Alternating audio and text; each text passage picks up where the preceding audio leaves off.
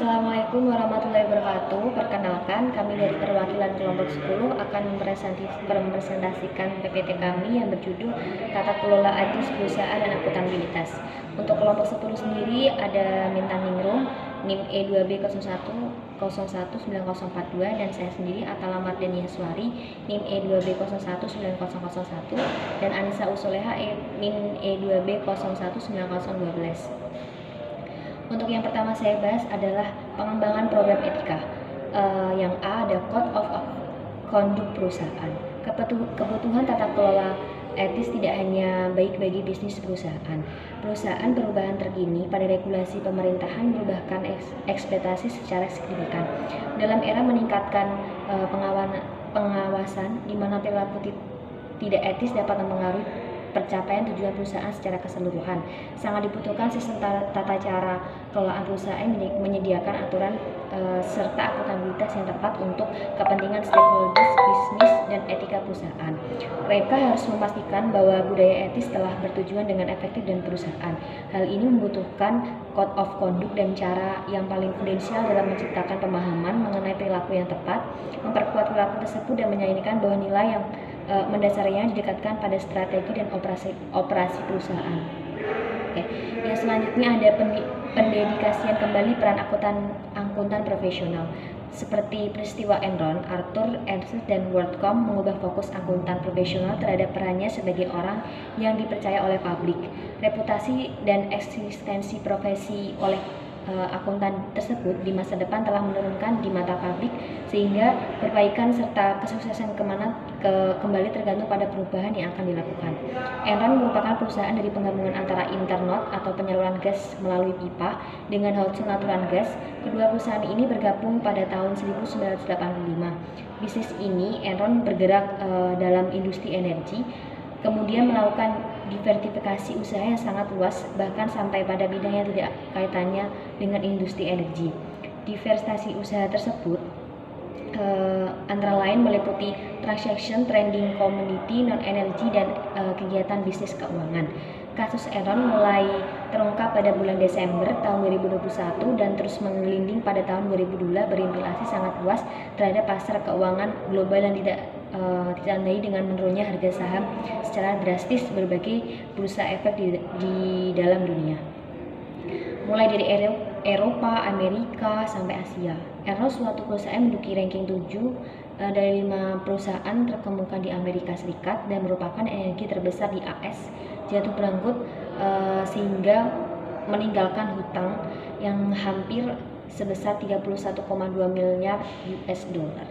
Kejadian Enron memotivasi reformasi tata kelola dan etika. Kegagalan besar Enron serta kegagalan Arthur Andersen dan WorldCom yang terjadi setelah memicu perubahan arus tentang harapan baru dalam tata kelola dan profesi akuntansi di Amerika Serikat, Kanada, dan seluruh dunia. Kegagalan ini mengalami kegagalan krisis yang serius terhadap proses akuntansi, pelaporan, dan tata kelola perusahaan, sehingga polisi Amerika menciptakan kerangka kerja akuntabilitas dan tata kelola yang baru dalam Sarbanes-Oxley akuntansi untuk memulihkan kepercayaan agar memungkinkan dasar modal kembali ke fungsi normalnya. Selanjutnya, reformasi tata kelola dan akuntabilitas. Kegagalan Enron, WorldCom, KAP Arthur Andersen merupakan pemicu tentang harapan baru dalam tata kelola dan akuntabilitas di Amerika. Pada politisi Amerika menciptakan kerangka tata kelola dan akuntabilitas baru yang dikenal dengan Sarbanes-Oxley akuntansi.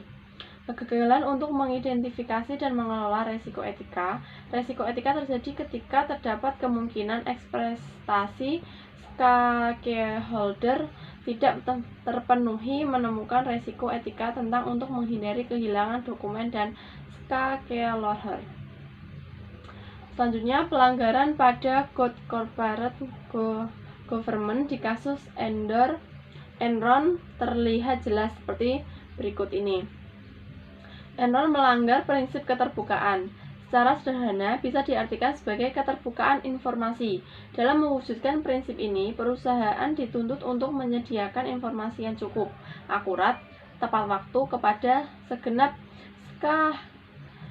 stakeholder-nya. Informasi yang diungkapkan antara lain keadaan keuangan, kinerja keuangan, kepemilikan, dan pengelolaan perusahaan.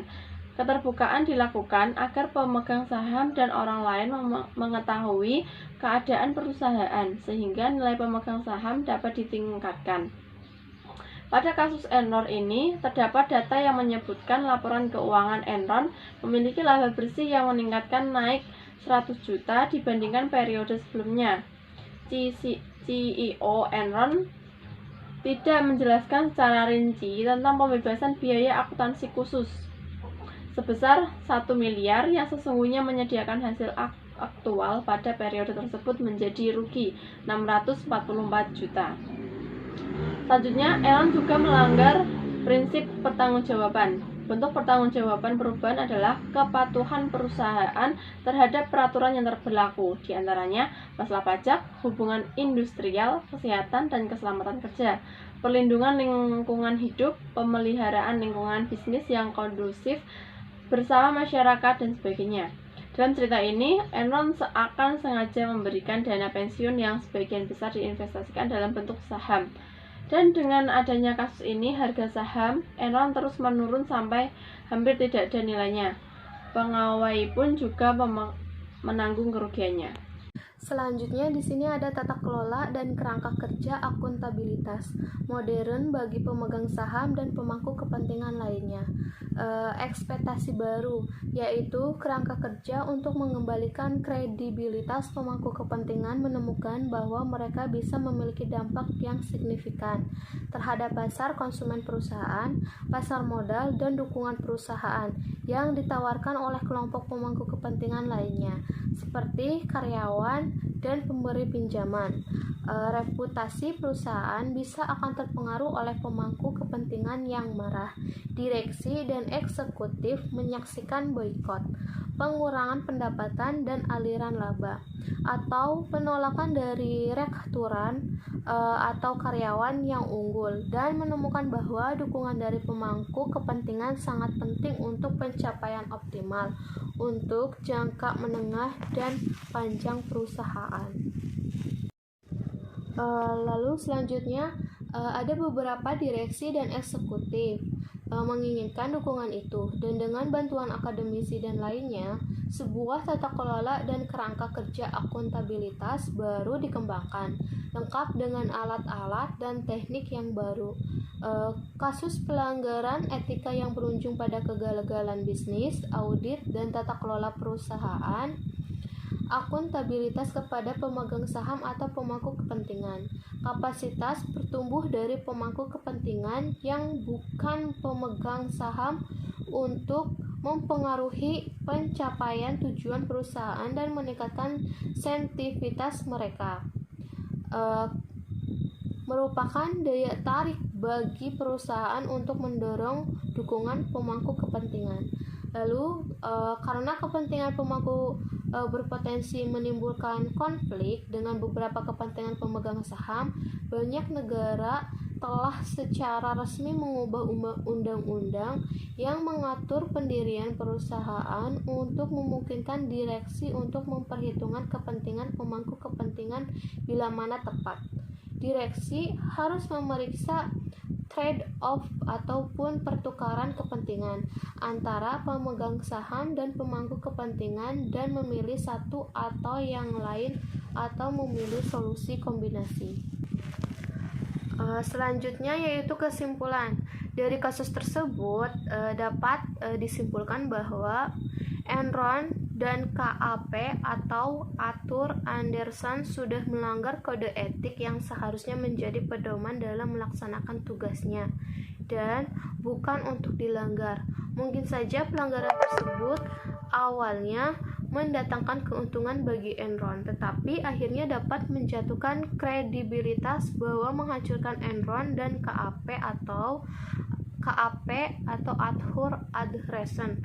Untuk itulah kode etik profesi harus dibuat untuk menopang praktik kode etik mengatur anggotanya dan menjelaskan hal apa yang baik dan tidak baik dan mana yang boleh dan tidak boleh dilakukan sebagai anggotanya.